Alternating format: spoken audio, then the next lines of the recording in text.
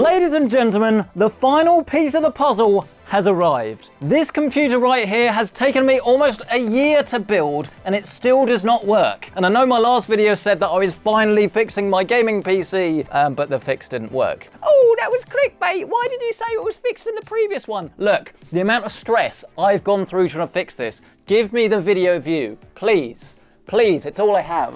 At least I say it's all I have. At the end of today's video, we should have the fix installed, and hopefully this computer is gonna work properly and isn't gonna overheat the second I fire anything up. So join me for the end of the movie, the conclusion to the saga, after a short word from this video's sponsor. AlphaSync is the place to get the pre-built system of your dreams. Without any knowledge on how to build a PC, AlphaSync gets you top branded components at all budgets, lovingly put together right here in the UK.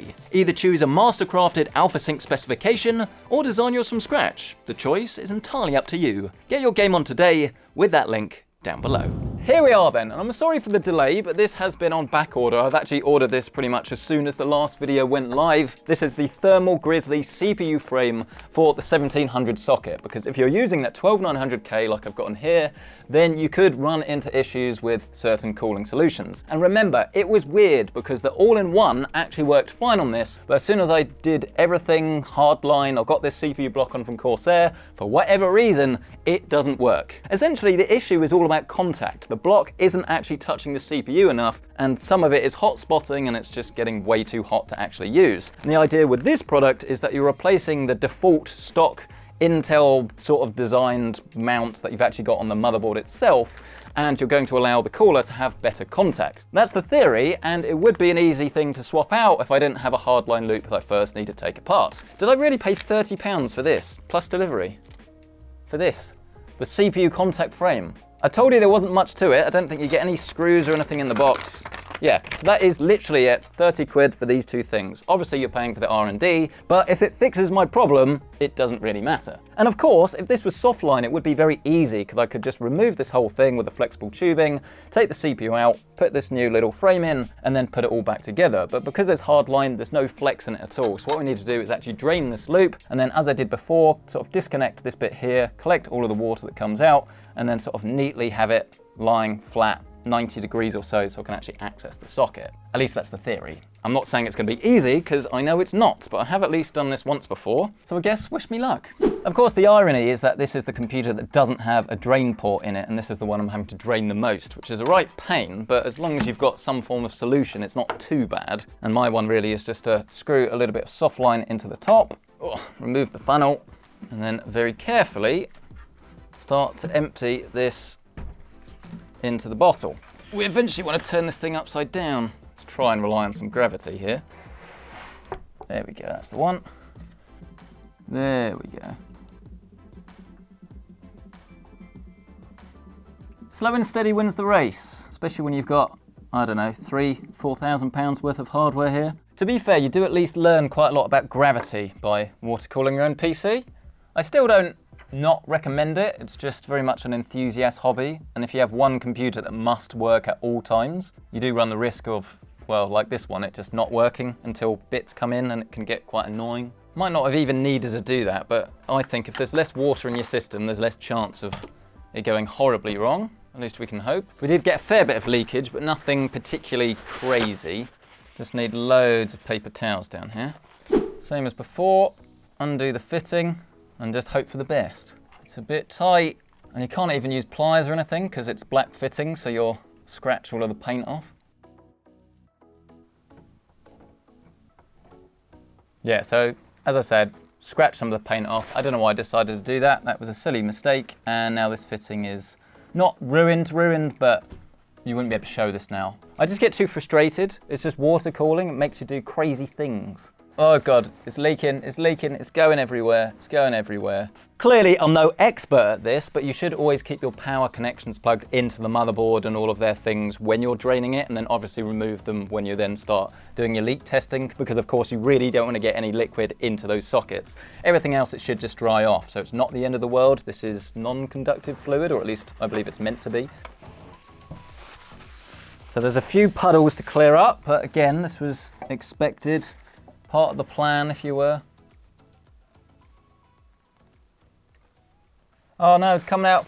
Okay, I swore then, that's not good. It's now coming out of the, CPU. Why is it leaking? Why is it leaking? No, that's leaking bad now. Oh God, that's all over my motherboard. Ah! I think last time I unplugged a different bit.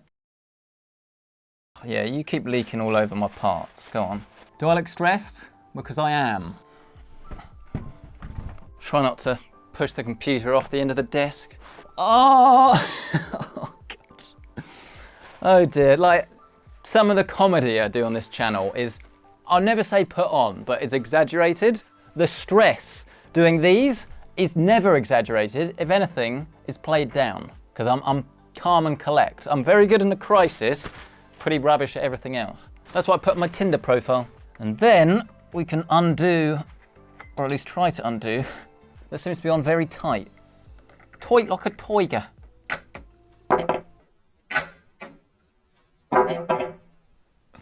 Where's my proper clamps? Now, I'm gonna say, if this CPU block doesn't work after this fix, then either I've got a dodgy one or it's just not fit for purpose. And Corsair have told me that, of course, this was the only problem that they've heard of and, you know, it shouldn't be happening. It was one of the early samples, all of these things. I'm just not really very happy at the moment because I don't know whether if I'd used a different one, it would have been a different story. That's the problem. And I'm happy to use a different one. I imagine the next PC build I do probably will be using some EK things or some Alpha Core or something like that just to mix it up. But the whole point was I didn't want to be over fiddling with my PC. I didn't want to have to completely take it all apart, drain it and swap out the CPU block. But we're almost doing that now. So part of me does wonder whether maybe I should have just tried that in the first place. But then that wouldn't prove whether the problem was with the block, with the mount, which is what we're trying to do here today, really, is find the answer to that. So this should now fold down,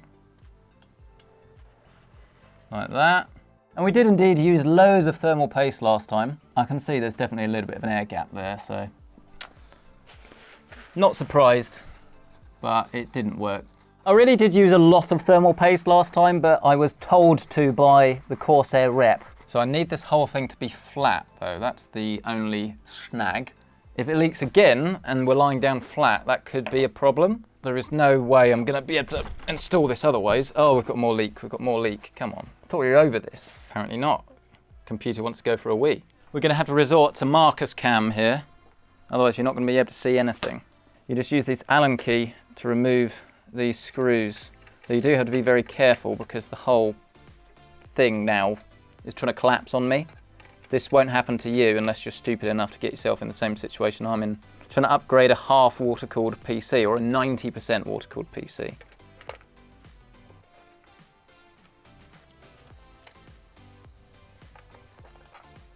Oh, so that is the mount removed. And then the CPU, look, should sit in there naturally before we then get our new bracket. Place this on top and then just secure the whole thing down with the same screws. I think that is us done. You can see the thermal grizzly is now installed. The whole thing is nice, safe and secure. And then we should now have, hopefully, a computer we can put back together again. Oh, I really hope this works. I really hope this works. I really don't want to give up, but with AM5 right around the corner, we might start to eke into why you're not using AM5 territory. It would very much be a satisfactory thing for me to get this working properly. And this should do it, but if it doesn't, as I say, I've just got to go with a new block, surely. Surely. Let's add some thermal paste. Again, I use a fair amount. Then the whole thing should fold back up nicely, hopefully, please. And what the contact frame should have done here is just essentially present the CPU to the water block that little bit cleaner, and we shouldn't have to worry about having any contact issues with the bracket sort of making the CPU a little bit concave where you get a bit of an air gap in the middle. This should be nice and flat. It should be unnecessary, but with this CPU and motherboard chipset combo, it looks as if it is a highly recommended thing for super high-end builds. Oh, we did have a leak. Bum. Blow. Oh God, that's all over the SSD. Where did it leak from? It looks just like my nappies did. Age 16.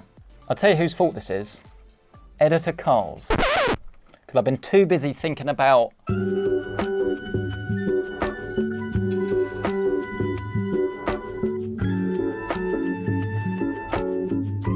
I honestly can't think of a way to blame him, actually. It's his fault because I'm expecting a load of water to splash out here because, oh God, you can hear it already. Is there a better way of doing this? Probably. Yep, that worked. I mean, the connections and the fittings are actually pretty strong. It's just when they get disturbed, if they sort of rub off a little bit, you essentially open up the connection. So it's always better to put them back together if you've tampered with one side. All right, cool. Honestly, I stink so bad right now. It is 30-something degrees in here. The camera's been zoomed in this whole time. There's probably been some funny shots. So let's remove this top bung again. Doesn't really matter where you leak test as long as it's a completely closed loop, because obviously you're testing for leaks. If you've not got one of the bungs in or something not screwed up properly, then it will show up as a leak. That's the point. So, moment of truth, it's plumbed in. We'll get it up to the green line, which is about half a bar. And if it stays here, then we're good. It did drop a little bit, ever so slightly, as soon as we did our first pump. But that is normal. As long as it doesn't go down after that, you're fine. Then you leave it for about 5 to 15 minutes, depending on how good you are, and then you can walk away. Because of course, if you're not very good, you'll have leaks. What did you think I was talking about? While it's doing that, I will unplug the power supply though, because obviously when we turn our computer on, we just want the fans and the pump to work and nothing else. And I'm going to remove the ATX from the motherboard now. All the others I'll leave in again, just to stop water getting into them just in case. But here's the little jumper, plug that in. This will start the power supply, so it will trigger the pump and the fans to actually come on and spin. So let's unplug our leak tester, install our filling tube, and somewhere, my funnel, love a funnel. And then we can fill it up again. Doesn't look like there's anything wrong, but we should get our paper towels in. So let's fill. And then in theory, we should be able to turn this on, and that's the system filled. Do want to tilt it a little bit just to make sure all of the water is in all of the right places, as it can tend to get stuck in radiators or just slightly awkward angles. How many times have I almost dropped this computer now today? Like quite a few, more than anyone should have to grim and bear. Okay, so far so good. Now comes the leak test. I'm gonna leave this for about an hour because I like to live dangerously, but then I will be assessing to see whether anything did go in any of the motherboard, and if any part of it is wet whatsoever, I will wait. Otherwise, we will turn it on and actually see if we can get this thing to work. I'm excited now, as I say, for what should be the penultimate part of this build. No, that means the one before the end. It's going to be the final. It's going to be the final countdown. We'll be back in a second. It's in the air! Oh! Right, we're back. Sorry, I got a little bit distracted there. That was actually a little bit of a long leak test. I started playing 2 Point Hospital. Hopefully we're not going to have soggy PC syndrome. Main symptoms are excessive sadness, loss of self-belief, generally low self-esteem. But the leak test seems to have worked anyway. I can't see any issues with that. Remove our jumper. The lid was on. The lid was on. We're okay. Connect the ATX once more. Grab ourselves a monitor. And then this is where the nerves kick in. I hadn't really thought about it, but I guess the fact of the matter is this really is it. Because as I say, if this doesn't work, then this system in its entirety is never going to be the same again. We're going to have to swap parts out, and it will be a bit of an epic fail. At least we're going to find out one way or the other. This has been long overdue. Please. Please, please, please, please work. Please work. Please work. Oh, my own personal system. I just want this to work. This has had hours and hours go into this.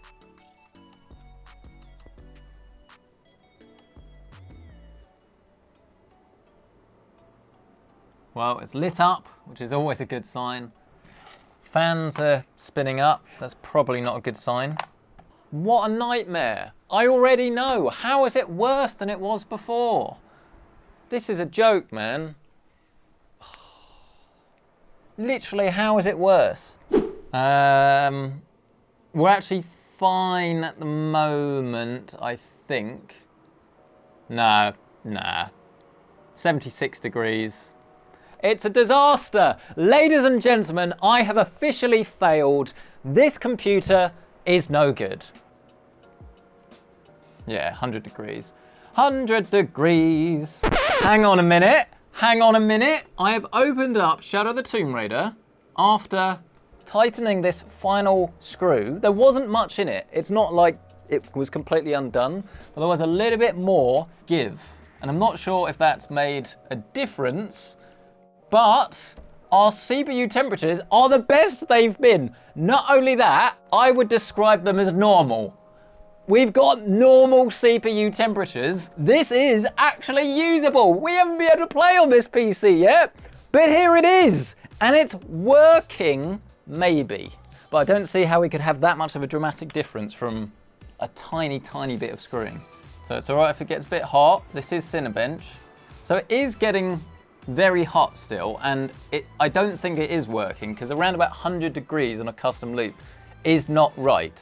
It's better than it was, and I could use this for gaming. I'm not going to. I will fix the problem. We got closer this time, didn't we? We definitely got closer, but not close enough, it seems. But it does at least look like the contact block has improved things, and I have heard good things, so this can bring your temperatures down. I think it has proved that. I just need to swap out the block to see what this thing can really do. So do I want to make another video on that? I don't know. Let me know down in the comment section below if you want to see yet another video of me upgrading this, or whether you just want me to do it and show you when it works. I'll point out, by the way, that this definitely is not working properly, and the reason that I know that is because when I had the 240 AIO cooler in this, the CPU temperatures were high, but they were normal and they were lower than this. When I ran Cinebench, it didn't jump up to 100 degrees or so. There is work to be done, and I will be doing it. As I say, let me know down in the comment section below if you want me to finish this, or whether I should move on to a different rig or just show you when it works. But do let me know what block I should actually get to replace this one. I'm thinking one from EK, obviously it needs to be black.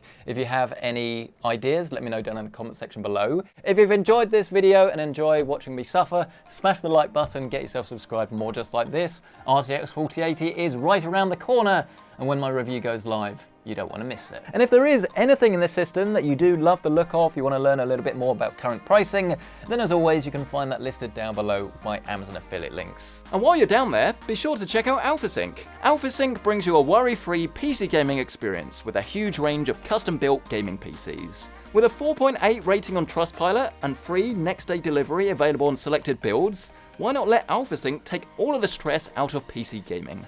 Get started today with the link down below. Thank you so much for watching. I really appreciate it. Catch you in the next one. Amazon affiliate links to everything are listed down below.